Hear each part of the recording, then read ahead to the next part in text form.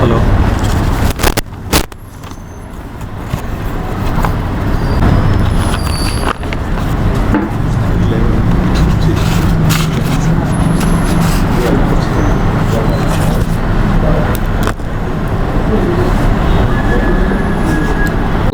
ఏదైతే వారి జనాభాను పరిగణలోకి తీసుకుంటూ వారికి ఇటు స్థానిక సంస్థల ఎన్నికల్లో కానీ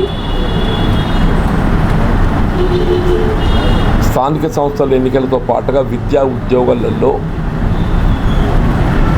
42% రిజర్వేషన్ కల్పింపు చేయబడడం జరుగుతుందని ఇలా రాహుల్ గాంధీ గారు కామారెడ్డి డిక్లరేషన్ పేర్కొనడం జరిగిందో ఇక్కడ వాస్తవంగా ఈ 42% రిజర్వేషన్ కల్పనకు సంబంధించి ఇలా గతంలోనే శాసనసభలో శాసన మండలిలో బిల్లు ఆమోదింప చేసుకున్నప్పటికీ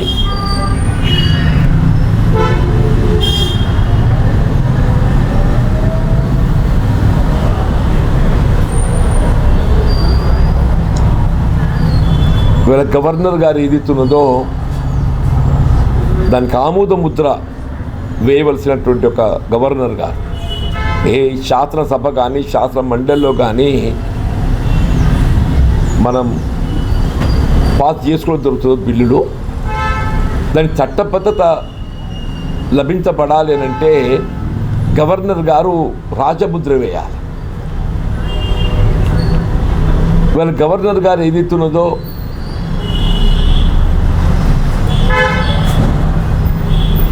అంటే ఆ చట్టబద్ధత కల్పింప చేయటంలో ఆటంకాలు సృష్టించబడే విధంగా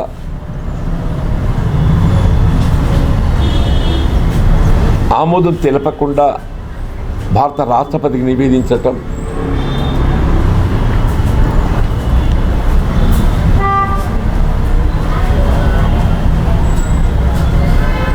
అట్లాగే స్థానిక సంస్థల ఎన్నికలకు సంబంధించి ఎన్నికల నిర్వహణ 42% రిజర్వేషన్తో అమలు చేయాలని చెప్పని కాంగ్రెస్ పార్టీ భావిస్తున్నదో ఆ 42% రిజర్వేషన్ కల్పనకు ప్రధానమైనటువంటి ఒక ఆటంకం 2018లో అప్పటి బీఆర్ఎస్ ప్రభుత్వం స్థానిక సంస్థల ఎన్నికల్లో రిజర్వేషన్ 50% మించకుండా పంచాయతీరాజ్ యాక్ట్ అట్లాగే మున్సిపల్ యాక్ట్ను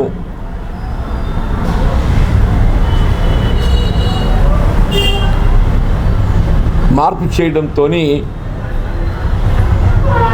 అది కూడా పెద్ద ఆటంకంగా తయారైందని చెప్పక తప్పదనుకున్నాను. ఎందుకు దాన్ని పుల్లలు పెట్టే ప్రయత్నం చేస్తారా? ఎందుకు పుల్లలు పెట్టే ప్రయత్నం చేస్తారు అంటూ నేను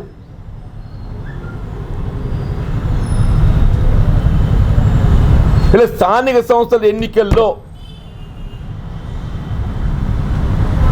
శాసనసభలో ఆమోదింపజేయబడ్డటువంటి 42% రిజర్వేషన్ ఇలా బలహీన వర్గాలకు సంబంధించి స్థానిక సంస్థలే కానీ విద్యా ఉద్యోగాల్లో కానీ అమల్లో సమస్య ఉత్పన్నం కావడానికి, సమస్య సృష్టి చేయబడటానికి, ఉత్పన్నం కాదు సమస్య సృష్టింపచేయబడటానికి బీఆర్ఎస్ బీజేపీ నైతిక బాధ్యత వహించాలి. సమస్య సృష్టించబడటానికి ఆనాడు 50% ఆంక్షలు విధింపజేసినటువంటి యొక్క బీఆర్ఎస్ పార్టీ,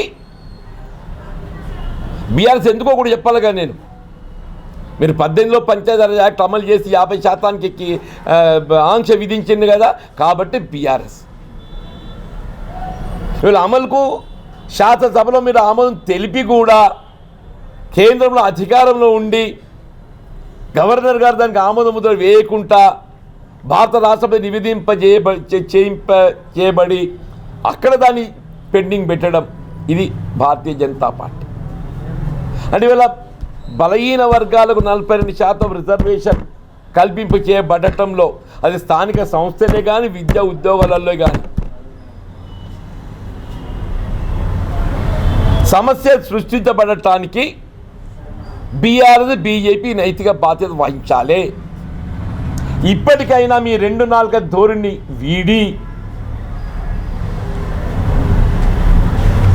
ఇవాళ గవర్నర్ గారికి ఏదైతే నివేదించబడుతుంది వాళ్ళ సాయంత్రం నివేదిస్తారు.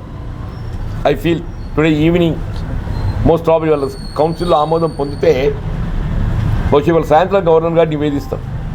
ఆ తక్షణమే 42% ఆమోదింపు చేయబడే విధంగా గవర్నర్ గారికి ఏదైతే ఉందో తగు నిర్ణయం తీసుకునే విధంగా మరి ఇది ఇప్పుడు గవర్నర్ గారు ఆమె ఎంత స్వతంత్ర వ్యవస్థ అయినప్పటికీ కేంద్ర హోంశాఖ పరిధిలో పనిచేస్తుంది.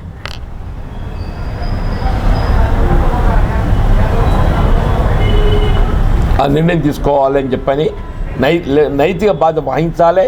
ఇప్పటికైనా మీరు ఈ 2 నాలుక ధోరణి వీడి ఈ 40% రిజర్వేషన్ అమలుకి ఏదైతుందో శాసనసభలో మీ అభిప్రాయం ఏవైతే వ్యక్తం చేసిండ్రో దానికి అనుగుణంగా మీరు కట్టుబడి తోడ్పడండి. ఎందుకంటే సాధారణంగా వాళ్ళ రాష్ట్ర ప్రభుత్వము ఈ అంశాన్ని ఏదైతుందో ఇటు సిట్ ద్వారా కానీ అటు సిబిసిఐడి ద్వారా కానీ విచారణ చేయించే అవకాశం ఉండే. సిట్ కానీ సిబిసిఐడి అనే 2 కూడా రాష్ట్ర ప్రభుత్వ పరిధిలోని విచారణ సంస్థలు. ఈ 2 కూడా సిట్ కానీ సిబిసిఐడి కానీ అంటే ఏదైతుందో రాష్ట్ర ప్రభుత్వం పారదర్శకకు ప్రతీకగా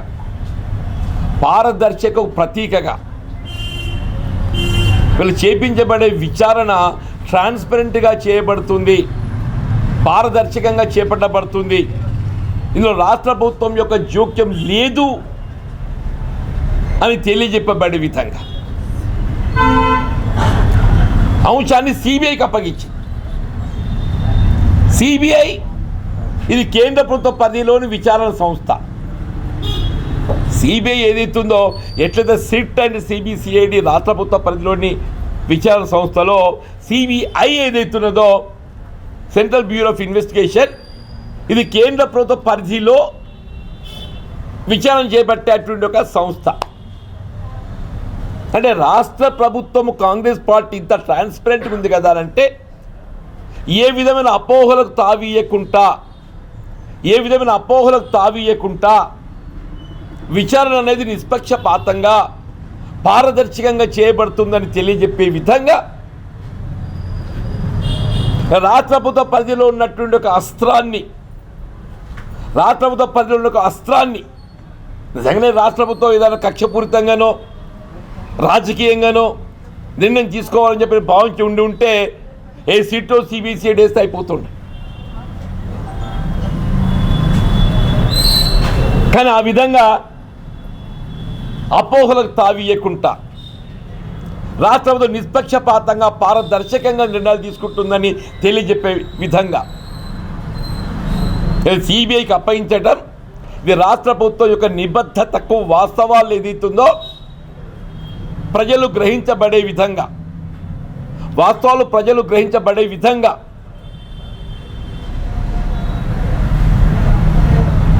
కేవలం ప్రకటనలకే పరిమితం కాకుండా చేతల ద్వారా దాన్ని నిరూపించబడే విధంగా సిబిఐకి అప్పగించి one must appreciate unless state government సిబిఐకి అప్పగిస్తే తప్ప సిబిఐ దాన్ని డైరెక్ట్ విచారణకు చేపట్టే అవకాశం లేదు. అన్లెస్ జ్యుడిషియల్ ఎంక్వైరీ కోర్టు ఆదేశిస్తే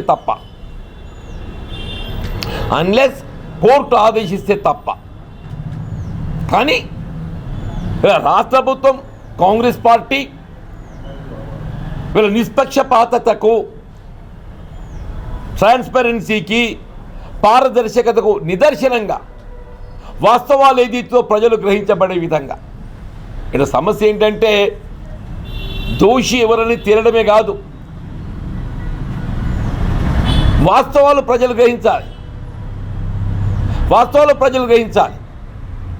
దానికి అనుగుణంగా ఏదైతుందో నిర్ణయం ఉండబడే విధంగా సిబిఐకి అప్పగించడం is really అప్రిసియబుల్ by one and all.